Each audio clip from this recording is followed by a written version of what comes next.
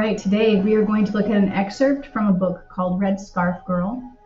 And the purpose behind this is to glean something about the Chinese Cultural Revolution by listening to this story.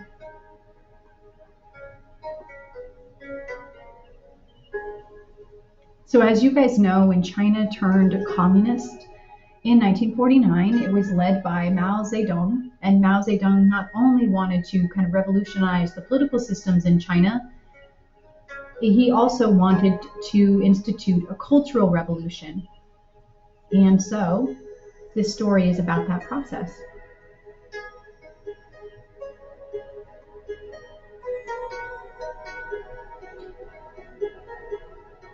Destroying the Four Olds is a chapter within the Red Scarf Girl book, just so you know where this is coming from. Almost every Sunday afternoon, Dad wanted to take a long nap in peace, and so he would give us 30 fen to rent picture books. And hand in hand, Ji Yun, and I would walk down the alley to Grandpa Hong's bookstall. The alley on which we lived was famous for its handsome buildings, and it was wide enough for 2 cars to pass abreast. Like a tree with only one trunk, our alley had only one exit to the busy street. 5 smaller alleys branched off the main alley on both sides, and each of these small alleys was lined with brownstone townhouses. The houses were 3 stories tall and exactly alike, with square, smiling courtyards hidden behind their front gates, and small kitchen courtyards in the back. Once these had been townhouses for wealthy families. Many of the original inhabitants still lived there, although now each building was shared by several families. Grandpa Hong's bookstall was on the corner at the entrance of our alley, and all the children in the neighborhood loved the stall and Grandpa Hong with his gray hair and wispy beard. He would look at us through his old yellow glasses and he would smile. He knew just which books each of us liked best, and that I would choose fairy tales, Ji Young would get adventure stories, and Ji Yun would want animal stories. And if you read the books right at the bookstall, you could rent 60 picture books for 30 fen. 2 books a fen. What a deal! And after helping us with our choices, Grandpa Hong always gave us extra books for free. Against the walls in the place were hard wooden benches that rocked on the uneven wooden floor. And we would sit in a row on one of these benches, each of us with a pile of 21 picture books, and we'd read them one after another, and then we would trade piles and we would read again. This is how I met many of my beloved friends. The Monkey King, the River Snail Lady, Snow White, Aladdin, and many others. Inside the bookstall, I traveled to mysterious places to meet ancient beauties or terrible monsters, and often I would just forget where I was, and when the sky was almost dark, the 3 of us would have finished all 63 books, and Dad would have finished his nap.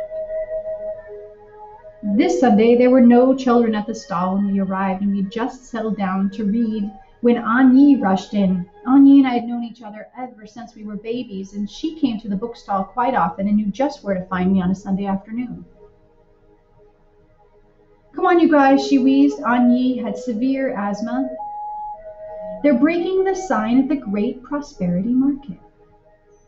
We dropped our books and rushed out with her. This was our first chance to watch the campaign to destroy the Four Olds in action. Our beloved Chairman Mao had started the Cultural Revolution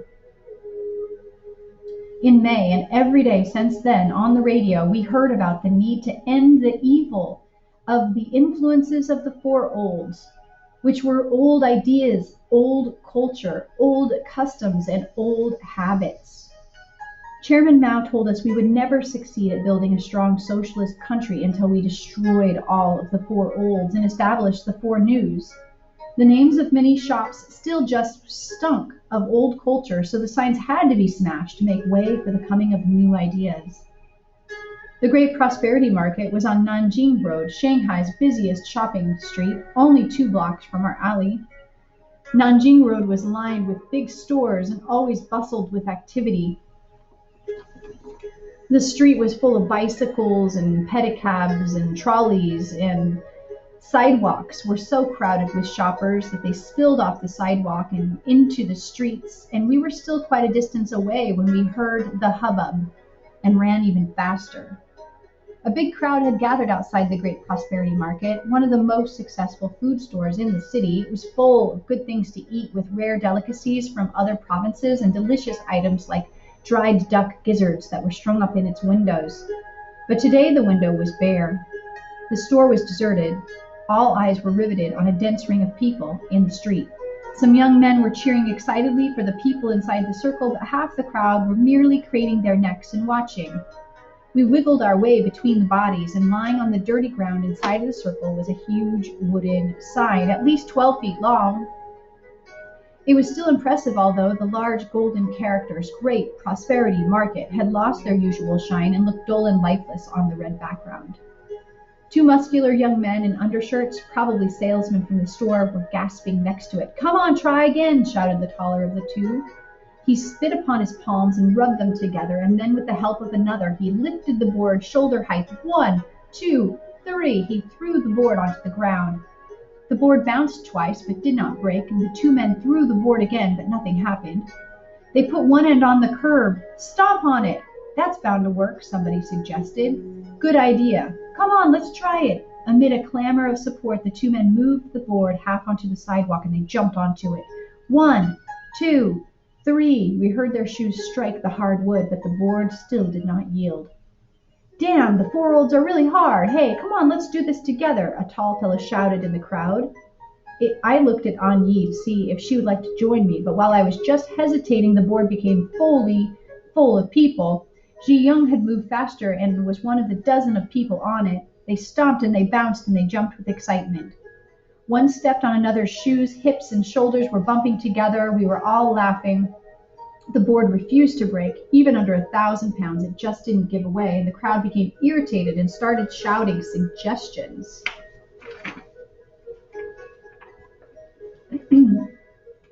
"Take it to a carpenter and let him use it for something." "Let's get a truck and drive over it." Someone started pushing through the circle. "I've got an axe. Let me through. I've got an axe." We stood back and gave the man some room, and he lifted the axe to his shoulder and paused. The blade flashed in the sunlight as it became clear that he was going to move faster and faster in a shining arc until it crashed into the sign. The wood groaned with the impact, and we all cheered. The man gave the sign another blow and another, and at last the sign gave way. With another groan and a crack, it finally broke in two. Everybody cheered. People rushed forward to stomp on what remained of the sign. An Yi and I had found a few classmates in the crowd, and we all embraced and jumped and shouted. Although what we had smashed was no more than a piece of wood, we felt like we had won victory in a real battle. Bathing in the evening's glow, we jumped and we giggled all the way home, inspired by what we'd seen. We noticed that other stores we passed also needed to change their names. "Look, this is called Good Fortune Photo Studio. Doesn't that mean to make a lot of money, just like Great Prosperity?" Chairman Mao told us that was exploitation. "Don't you think that's for olds?" Ji Young asked enthusiastically. "Right, we should change it to Proletarian Photo Studio." "Here's another one, the Innocent Child Toy Shop," An Yi exclaimed. "Innocent is a neutral word. It shows a lack of class awareness. We should change that too. How about the Red Child Toy Shop?" "That's a great idea," I said, "and we should change the Peace Theater to Revolution Theater. After all, without revolution, there can be no peace." We felt really proud of ourselves. We were certain that we were bringing new life to China. So Grandma's reaction was a surprise to me. At dinner, I told her and my parents all about what had happened. "My goodness," she blurted out, "that sign cost the owner a fortune. They always said that since an especially auspicious, which means lucky, date was chosen to hang the sign, the store had been prosperous for more than 30 years. What a shame. What a shame." "But Grandma, we have to get rid of these old ideas, old cultures, old customs, and old habits." Chairman Mao said they're holding us back, I informed her. "Besides, Grandma, there's no such thing as lucky date. That's superstition, and superstition is for olds. And the name Great Prosperity is very bad. Great Prosperity means make a fortune, and making a fortune is what bad people do, right?" Ji Young tilted his head toward Mom and Dad. My mom and Dad looked at each other and then turned to Grandma. Yes, Ji-young is right, Mom said and shook her head. Even my little sister Ji-yoon knew that the old superstitions were silly, like not sweeping the floor on New Year's Day. So you wouldn't sweep the god of the wealth out of your house, or eating a spring roll so you would roll the money in. I told Grandma what I had heard from my classmates. Anyi said her uncle knew a family who spent a lot of money when their grandma died. First they had to keep vigil by the coffin for a week, then after the burial they had to have a banquet and serve bean curd to the relatives every 7th day for 7 weeks, and on the 49th day they had the last banquet, all just so the soul could get to heaven. Then they burned spirit money so that the dead person would have money in heaven. What good does all that do? Besides, there's no such thing as heaven. It's these old ideas that are holding the country back. Ji-young and Ji-yoon and I talked about the new shop names that we'd thought of, and Mom and Dad didn't say anything.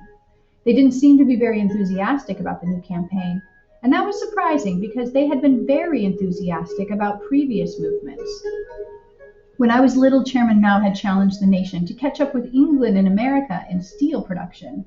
And Mom had helped me collect scrap iron to make steel and even let me donate our cast iron kettle to the cause.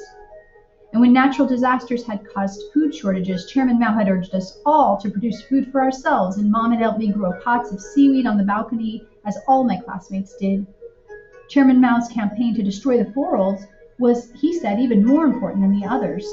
The newspapers and the radio said so too. I knew the movement was vital to our country's future, and I did not understand why Mom and Dad wouldn't be that interested in it. It was almost unbelievable. Within a couple of days, almost all of the four-olds shop signs had been removed. The stores that we had talked about had all been renamed.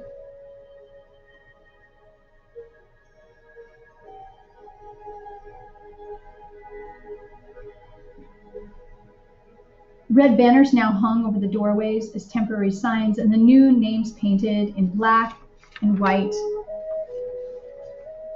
Red cloths were not as nice as the old signs, but their revolutionary spirit brought a new energy to the whole city.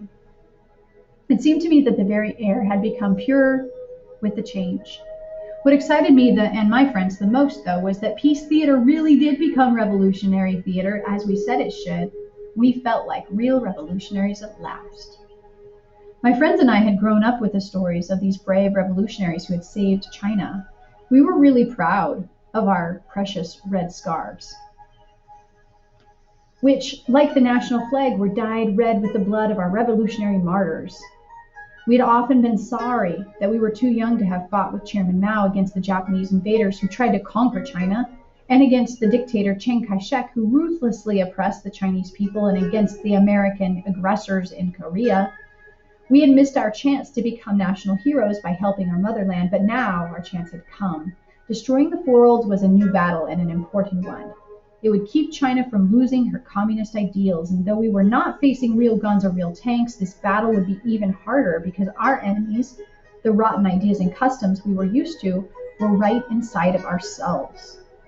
I was so excited that I forgot my sadness about the audition. There were so many more important missions waiting for me. I felt I was already a Liberation Army soldier who was ready to go for battle. Ji-yoon and I were walking home, and the street was crowded with bicycles, people coming home from work, and with electric trolley buses blowing horns, and they were crammed with passengers. And as usual, Ji-yoon had not done very well at her piano lesson, and I was saying to her, "You have to pay attention to your teacher. He told you to slow down when you got to the end of the last verse, but you were speeding up. I don't know what's wrong with you. Now, what did he say about the new piece? What kind of mood is it?" "Happy?" Ji-yoon guessed. I sighed. "He said it was stirring. That's a lot more than happy. You have to pay attention. You really embarrass me. Then all of a sudden, the sight of some high school students distracted me. 2 boys and a pigtailed girl were walking toward us. They were young, no more than 3 or 4 years older than me, and they walked slowly through the bustling crowd, looking closely at people's pants and people's shoes. My sister and I stared at them with admiration because we knew that they must be student inspectors. The newspaper had pointed out that the four-olds were also reflected in clothing, and now high school students had taken responsibility for eliminating such dress. For example, Any pants with a leg narrower than 8 inches for women or 9 inches for men was considered for old. A bus pulled up at the bus stop behind us, and quite a few people got on and off, and as the bus pulled away, we saw a crowd gathered at the curb. Oh boy, they found a target. I took Ji-yoon by the hand and dashed over. Tight pants and pointed shoes are what the Western bourgeoisie admire. For us proletariats, they are neither good-looking nor comfortable. What's more, they are detrimental to the revolution, so we must oppose them resolutely. One of the boys, the one who was wearing glasses, was just finishing his speech. The guilty person was a very handsome man in his early 30s. He wore dark-framed glasses and a cream-colored jacket, with the zipper half open, and a pair of sharply creased light brown pants. He'd also been wearing these really fashionable two-tone shoes. We called them champagne shoes. They were cream and light brown leather, and they were lying on the ground next to him as he stood with one foot on the ground and the other resting in the lap of a student who was measuring his pants. The man kept arching his foot as if the pebbles on the sidewalk hurt him. He looked nervous, standing in his white socks while the inspectors surrounded him, holding his hands submissively along his trouser seams. Occasionally he raised his hands a little to balance himself. His handsome face blushed scarlet and then turned pale. A few times he bit his lips. One of the boys was trying to squeeze an empty beer bottle up the man's trouser leg. This was the newly invented measurement system. If the bottle could not be stuffed into the trouser leg, the pants were considered for olds and treated with revolutionary operations, which meant they were cut open. The boy tried twice, and the girl waved her scissors with unconcealed delight. Look, another pair of too tight pants. Let's get rid of the for olds. She raised the scissors and deftly cut the pant leg open. Then with both hands she tore the pants to the knee so the man's pale calf was exposed. The crowd stirred. Some people pushed forward to have a closer look. Some nervously left the circle when they saw the scissors used, and some glanced at their own pants. As the girl started on the other leg of the trouser, the boy with the glasses picked up the man's shoes and waved them to the crowd. Pointed shoes, for olds, he shouted. But I bought them in the #1 department store. It's run by the government. How can they be for olds if the government sold them to me? What makes you think that government-owned stores are free of for olds? This statement itself is for olds. Didn't you see all the shop signs that were knocked down? Most of those stores belonged to the government. With a snort, the boy dropped the man's foot and stood up, and the man lost his balance and nearly fell over, and the crowd gave a burst of appreciative laughter. Encouraged, the 3 students enthusiastically began cutting open the shoes, too. All eyes were focused on them. No one paid attention to their owner. I looked at the man, though. He stood on the sidewalk, awkward and humiliated, trouser legs flapping around his ankles, socks falling down, a tuft of his hair hung over his forehead. He looked at his pants, pushed up his glasses nervously, and quickly glanced around. Our eyes met, and immediately he turned away. The students cheered and triumphantly threw the mutilated shoes into the air, and the man quivered. Suddenly he turned around and began to walk away. Wait! One boy picked up the shoes and threw them at the man. Take your for olds with you. Go home and thoroughly remold your ideology. The man took his broken shoes in his hand and made his way out of the crowd. His cut pants were flapping. Someone chortled, "He'll have holes in his socks when he gets home." I watched the spectators disperse. The students strutted proudly down the street. Ji-yoon tugged my arm. "Come on, it's over." I took her hand and we headed home in silence. "That poor guy," I finally said. "He should know better than to dress that way, but I would just die if somebody cut my pants open in front of everyone like that." School had just let out. No sooner had we left the classroom than the rain began to pour down in huge drops. Those of us who hadn't brought umbrellas scurried back into the classroom. "Gosh, I should have brought my Young-san, like Mom told me to," Anyi gasped for breath while brushing the rain off her clothes. "Anyi, you're spreading for olds," Young Fan popped up beside her and spoke half jokingly. I was surprised. Young Fan was usually so hesitant to express an opinion of her own that we called her Echo. What? What do you mean?" Anyi said indignantly. "You just said Young-san for umbrella. Isn't that spreading the for olds?" "Are you kidding me? If Young-san is for olds, then what about raincoat?" Several other classmates laughed and gathered around Anyi and Young Fan. Young Fan's smile faded into embarrassment. What's so funny? That is four olds. Du Hai stepped onto a chair and sat heavily on a desk. Yang means foreign. Yang san means foreign umbrella. They were called that because before liberation we had to import them. Now we make them in China. So why do you still call them Yang san? Doesn't that show that you're a xenophile, meaning a lover of foreigners, who worships anything foreign? Du Hai reveled in the new phrase that he had learned from the new newspaper. Du Hai, I knew, was trouble. He was mischievous and a terrible student, but he was hard to beat in an argument. And most important of all, his mother was the neighborhood party committee secretary, so no one wanted to offend him. He looked at us and we looked at him. First of all, this is Yang. This Yang means sun, not foreign, and the Yang san means sun umbrella, parasol, not foreign umbrella. I didn't even look at Du Hai while I corrected his mistake. If you want to talk about four olds, Yang Fan, then you always say Yang Hu for matches. That really does mean foreign fire. So aren't you spreading four olds too? I sneaked a glance at Du Hai as I supported An Yi, and everyone laughed.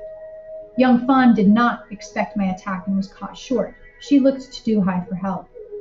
Well, you're always saying good morning and good afternoon to the teachers. That's four olds too, don't you know that? What's wrong with saying good morning to the teachers? They teach you and you should respect them, An Yi fired back before I could stop her. Respect the teachers? That's nonsense. That's the nonsense of teachers' dignity. You two are typical teachers, obedient little lambs. Did you know that? Du Hai recited more phrases from the paper. The world had now been turned upside down. Now it was a crime for a student to respect teachers. I couldn't keep calm. We're teachers, obedient little lambs, are we? Well, what about you, Du Hai? You are full of the four olds. On the last arithmetic test, you got 26 out of 100, and you said that your stupidity was due to your sins in a former life. Isn't that what you said? Isn't reincarnation a superstition? I raised my voice. And you also said that the fortune teller told you small eyes, large fortune. Isn't that four olds too? An Yi kept pressing hard. Du Hai's tiny, squinty eyes got smaller. That was a joke. Anyway, I'm not as full of four olds as you are. You always say, listen to the teachers, listen to your parents. He wheezed in an expert imitation of An Yi, and all the classroom burst into laughter. Du Hai and Young Fan looked immensely pleased with themselves. Xixing Li, your family has a housekeeper. That's exploitation. You are a capitalist. An Yi, you use facial cream every night. That's bourgeoisie ideology, and your hair is long too. Shame on you. Why don't you get your hair cut short in revolutionary style? Du Hai and Young Fan took turns attacking us so quickly and fiercely that An Yi and I did not have a chance to reply. Everyone laughed at our helplessness. Well, the rain stopped. Let's go home. Feeling that they had the upper hand and wanting to quit while they were ahead, Du Hai and Young Fan picked up their school bags and swaggered off, and the rest of the crowd followed them out, still shouting with laughter. We too were left alone, angry and helpless. What's wrong with using skin cream and wearing a braid? Said An Yi, stomping the ground hard. But maybe they're right about the housekeeper, I admitted, as we flung our school books over our shoulder. I guess we have to tell Mom what they said about Sang Popo.